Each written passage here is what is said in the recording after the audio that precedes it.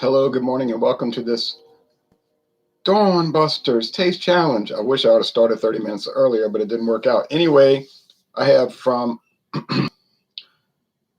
New Jersey, don't know when it was introduced, blended and bottled in New Jersey by Kasser Laird, is 4 Queens 101, age 3 years, 80-20 blend ratio, meaning 80% grain, neutral spirits, 20% straight whiskey, probably bourbon, we don't know for sure.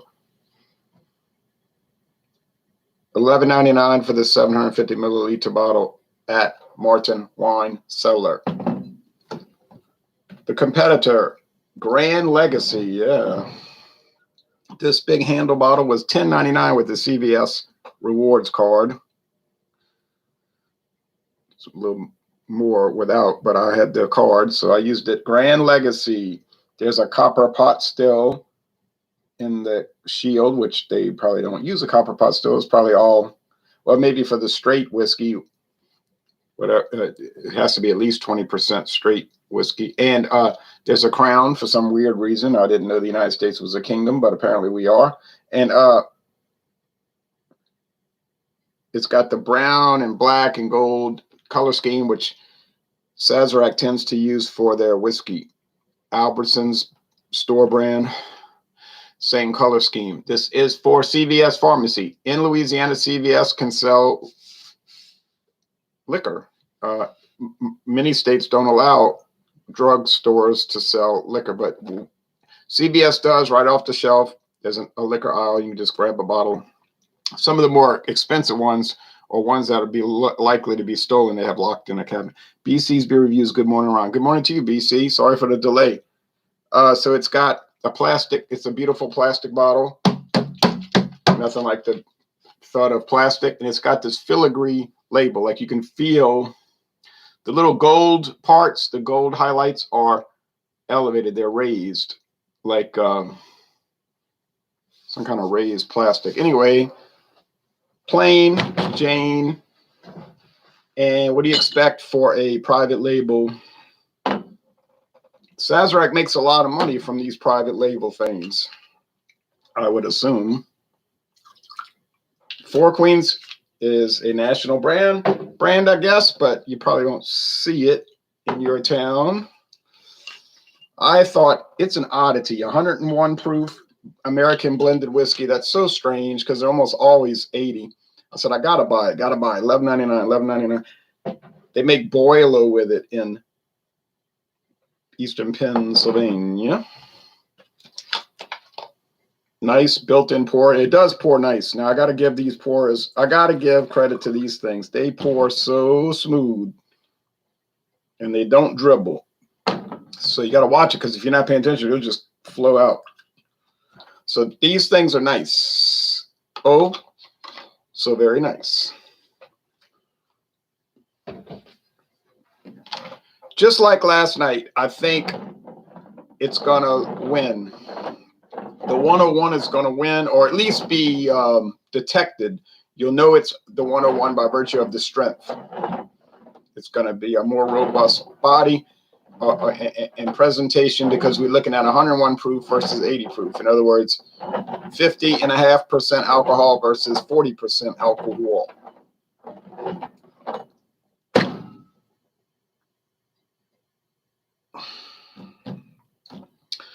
Now, this Gran Legacy, they don't give a blend ratio and they do not give an age statement. So we know the straight whiskey in here is at least 4 years old. It has to be at least 4 years old if they don't give an age statement. That's the law as per the regulation.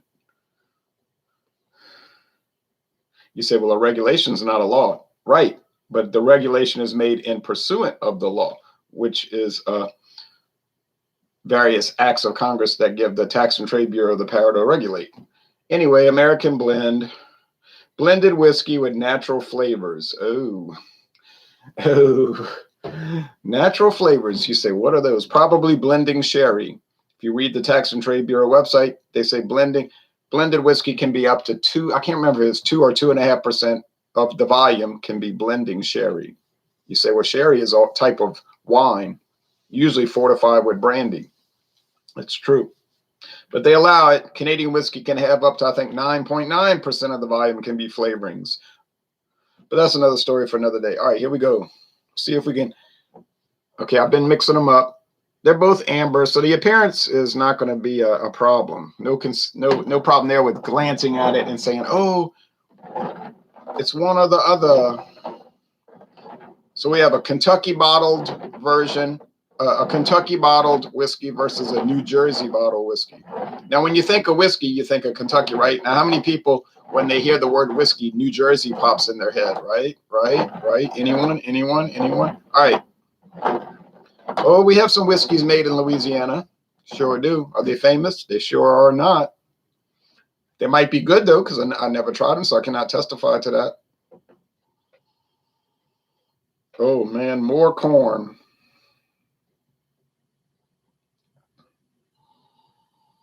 I had eggs and hog's head cheese for breakfast, so at least I'm not deluged with corn.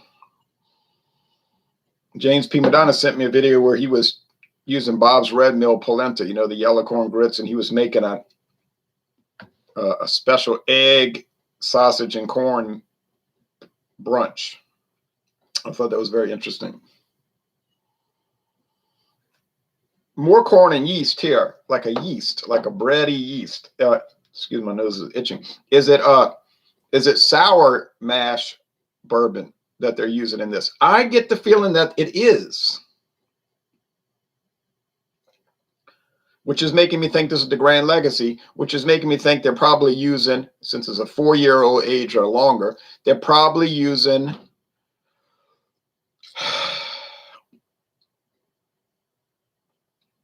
a 4-year age bourbon, like say like a ancient age that they let go a year longer, because usually it's 3 years, or a very old Barton. But I would say even more likely the McAfee's old number Benchmark, old number 8. Benchmark is sour mash bourbon,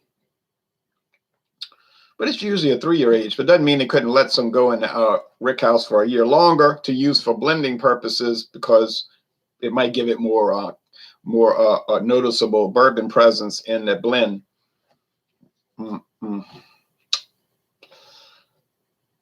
You could call Sazerac and ask them. They might actually tell you, because they're kind of open about stuff. But on the other hand, they don't give their mash bill, do they? Do they?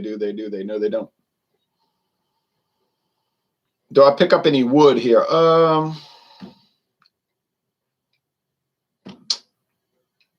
Maybe. Not really. Beer Hounds Beer Reviews. Hi, Ron. How's it swinging? It's swinging like a swinger. Hey, I noticed that, you see, sometimes YouTube gives me these comments from 8 years ago, comments I never answered. And then people were like, why are you answering a comment from 8 years ago? Well, because I never saw the comment before. I cannot control glitches in this platform, which it has many. So I get comments from 2013. Well, I answer the comments, you know. And I noticed Beer Hounds made comments all the way back to 2013, maybe earlier. But I think he used a different channel name back then, right? I don't remember that channel name in 2013. Honestly, the aroma here is not that different one from the other. It's just corn. Bricklands one. Oh, yeah. Used to make a lot of comments on My True Review with Shag Dog and Jammer, I believe. Well, so if you're looking for differentiation on aroma here, you're not really getting it. Corn versus corn. Okay, cheers to the tasting.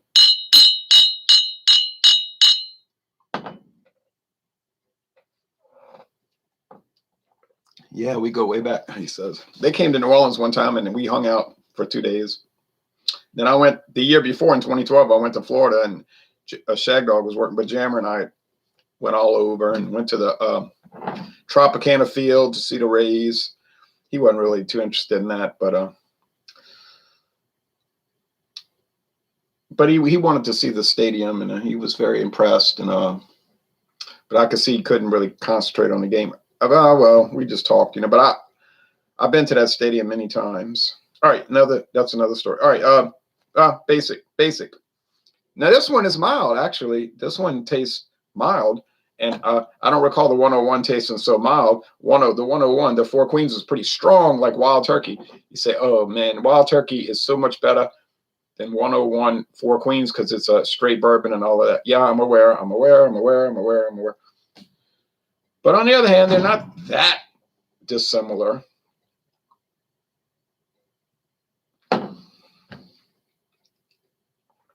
Not to say I would ever pass up, I would never buy Four Queens over Wild Turkey, But it is remarkably Wild Turkey-ish. I have to admit that. I'm drinking it right now. It's got to be Four Queens. This has got to be Four Queens because it got the strength, it's got the body, it's got the presence, it's got the wood, the charred oak. It's you say, man, it's only aged 3 years and it's got all that. I know it's something, but that's what's coming through. You were the one of my mentors in beer reviews. Yeah, now I'm a mentor. I'm like Yoda. Wild Turkey is the fascism my nizzles. Okay. Good morning, Ron. Sorry for my tardiness, says Jeep and Foodie Kayla. Well, that's okay. Sorry for my tardiness. I was the one running late. I wanted to start at 5:30 Central, and I didn't start till after 6. Oh, I'll say one thing about this Four Queens. It gives you the frisson when you take a sip. It's strong. It gives you the shivers. Shiver me timbers. It's a little woo. Yikes, I got to sip these down. Can't be gulping this. Whoa, I wouldn't take shots of it. No way, Jose. Never. All right.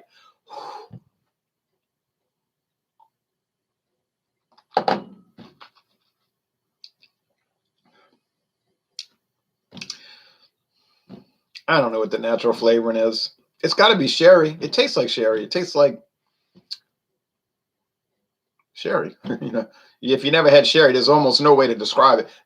It's almost impossible to describe sherry to someone who hasn't had it because it's a unique flavor and it's really not comparable to anything else.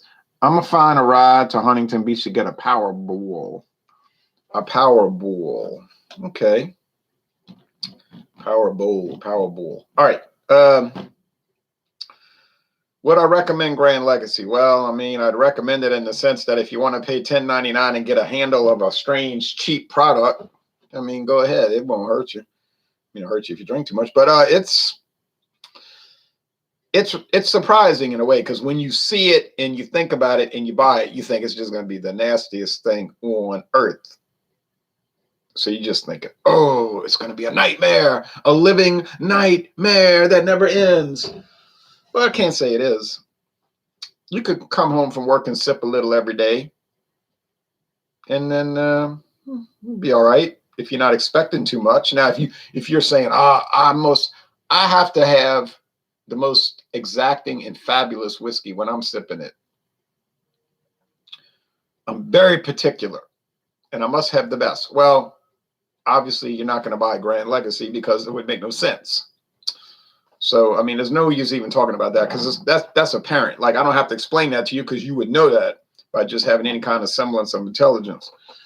Sherry was, okay, Kessler is the best. Yeah, Kessler, good old Kessler. I can get that. I can get a handle of that at Dorgnax. But I don't know if I really want to get a handle of it. Well, we'll see. We'll see what happens with blended whiskey. I wouldn't be opposed to getting more Kessler. I assure you that it's pretty good stuff. Wouldn't be opposed to it. Wouldn't be opposed to getting more Beams 8-star. Be another one that is inoffensive. You never drink Kessler. Yes, I've done reviews with Kessler. In fact, quite a number of reviews. I just didn't have a big enough bottle. I bought that one at Acuista Paces in St. Tammany Parish.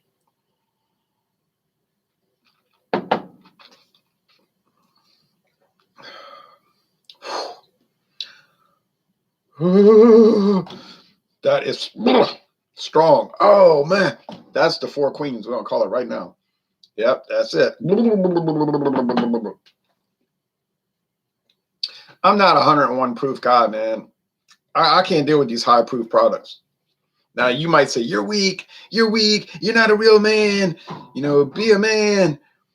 And whatever you want to say, I don't care. Go say what you want. I don't care if I'm weak, if I'm not a man, if I'm deficient in some ways because I don't like 100 proof and higher whiskeys, but that's fine because I don't like them. Does that mean they're bad quality? No. It means I don't personally like them. I rather 80 proof. That's me. So if I was buying them, obviously I would get the Grand Legacy because it's milder. It's blander, you know. I mean, it's blander. It has less flavor and everything, but it's more drinkable, more enjoyable to me because it's not 101 proof. Of course, I wouldn't buy either one anyway because I don't even drink whiskey. People say, look at you. You do taste challenges every day of the year, 365 a year. Yes, that's taste challenges. Okay, but I don't drink whiskey as a drink or any liquor, gin, rum, brandy. I never say, and then, this is the honest truth. You can think I'm lying or whatever. It doesn't matter. I never say, oh, yeah, I'm going to have some whiskey. I'm going to have some rum. Nope. I just don't do it. Now, you might say, you're stingy. You're just trying to save them all for taste challenges. It's not a matter of being stingy. I don't care to drink them, but I am, yes, you got me there. I am tasting them. I am saving them for taste challenges. And I'm satisfied with that. To do a solo review when I first buy the bottle and then follow it up with taste challenges against everything else that I own in the category and see if I could tell it apart and learn to taste it, learn to get used to the flavor. Yeah, I have no problem with that. None whatsoever. It's my life, and that's the way I choose to do it. In your life, you can do things your way. You see, I like to walk a mile a day or more. Like to wake up early. Some people sleep late. Some people go to sleep early. Some people go to sleep late. Whatever you want to do. That's my libertarian mindset. All right. I choose freedom. You say, well, I'm a socialist. Okay, well, good. That's your business. I choose freedom instead. I'm part of the freedom movement. So see, it's different viewpoints. Some people can't abide that. I've talked to many people in social media and they're fanatics, you know, they're fanatics. You don't need to explain anything around. Just do what you want to do. Yeah, I understand. Thank you. A lot of people that do beer reviews, I know who they are. I can name them, but I'm not because I don't want to be ugly. But they are fanatics. They do beer reviews. Oh, I'm going to do a beer review. Then they do a good job, and I usually think they do a good job. It's not really that hard to taste a beer and tell whether it's high, average, or low quality. It's really not that hard. People want to make it seem like it is. You can learn more about beer or wine or liquor by researching it, studying it, and whatnot. Okay, so they do beer reviews, and they do a good job. And then you make comments all the time, and then they'll say, oh, you have a channel, then, let's be Facebook friends and all of that. And I'm like, okay. But then you'll find out that they're very intolerant and fanatical. They have certain political beliefs, which it makes no difference to me. And I tell them that. I say, I don't care. They might say, I'm extremely liberal. But fine. That's fine with me. I didn't make friends with you because of your political beliefs. I made friends with you because you asked me to because of beer. But then if they find out that you have differing ideas about things, oh, they go crazy, I don't want to talk to you anymore because we don't agree. And I live in a world where everything must be in line with my totalitarian ideologies. And so, that's the way it works. If you have a totalitarian mindset, usually, and I think you'll notice this, you'll have a totalitarian lifestyle and interaction with other people, you see. You can't live and let live because your mindset is totalitarian. So how can you live and let live? You see, you believe that the world can't be a world worth living in unless everyone absolutely adheres to your thinking in the way they live and think and speak. So if you have the libertarian mindset like I do, it's a lot easier because you don't have this insatiable need to control other people. So it's an interesting viewpoint, way of thinking. But that's the way it goes. We can't control, you say, we can't control the totalitarian mindset. No, we sure can't. Birds of a feather flock together. You know what I'm saying? That's the, when we talk about bias confirmation or confirmation bias, people, they read things that will confirm their bias. And then they'll affiliate with people who agree with their political, religious, cultural viewpoints, because it gives them a comfort zone. Like Brian Wilson said in that Beach Boys song, which was not released, called Hold On to Your Ego. He talked about this, what I'm talking about. He said they come on like they're peaceful, but inside they're so uptight. And he dealt with people like that, like, hey, man, you're one of the Beach Boys, let's hang out. And he, of course, he figured they had ulterior motives because he's famous and they can maybe get something out of him. But he said in the song, what can you tell them? What can you say that won't make them defensive? So see, it's like you run into trouble when you don't, what do you say, massage their ego.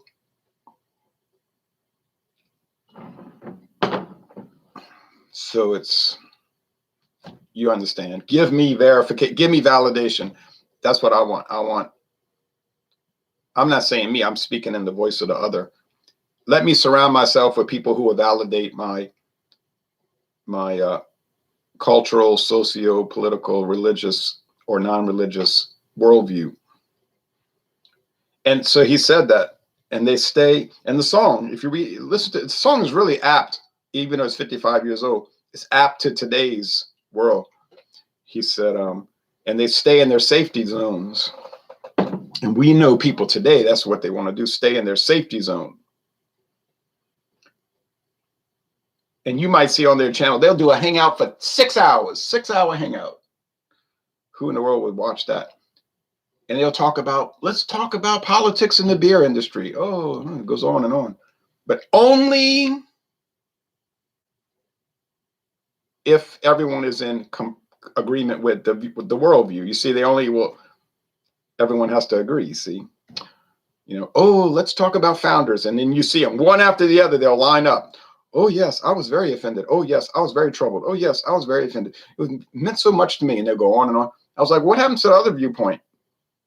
Doesn't exist. Why not? They weren't allowed to be in the hangout. They didn't get the link because it's got to be a comfort zone, a safety zone. That doesn't happen on this channel, of course, because of the libertarian mindset. So that's a dichotomy between two viewpoints, two worldviews. And now with these two whiskeys, is it a great difference? Yes, in the sense of the strength. Same viewpoint. Blended, minimal aging, low production values, budget, less than $12 a bottle, and so forth. The only differentiation here would be the proof level, really, you know, essentially. And it does make a difference, though, in determining which is which. Now, Wednesday, but I don't think I'm going to have time Wednesday. But so we'll do Wednesday later today, I think. Oh, boy. Come on, sun. Look at that clear sky. I hope the sun comes out and burns that grass up. And I don't mean that literally. That's a figurative term. But gets it dry and crispy and I can cut it. It'll go like a hot knife through butter. It'll be perfect. And then that'd be wonderful. Then it can rain. I wouldn't care. But boy, you hate to cut wet grass. But I'm going to do, this will be a beat up. You want to see a whipping to the whipping post? Get ready because I have, this will be a fun one, really. It's going to be 4 Queens, which is done, you know, not terrible. It's done pretty well. Hadn't exactly run away with the show, but it's done respectable. It's been respectable. It's like a NFL season years ago and won 9 games and lost 7. 9-7. Not the great team. Not a great team, but they could win. But it's going up against Seagram's 7 Crown later. That's going to be bad because Seagram's 7 Crown does not lose. Generally, it does not lose to any other blended whiskey, American blended whiskey. So get ready for a whipping. You want to see a beat up? Get ready because Seagram's 7 Crown is going to blow up 4 Queens' world. 4 Queens, your world is about to get blowed up. He blowed up good. He blowed up real good. And that's what's about to happen later today. Thank you for watching this video production. Y'all have a good day and come on back now. You hear?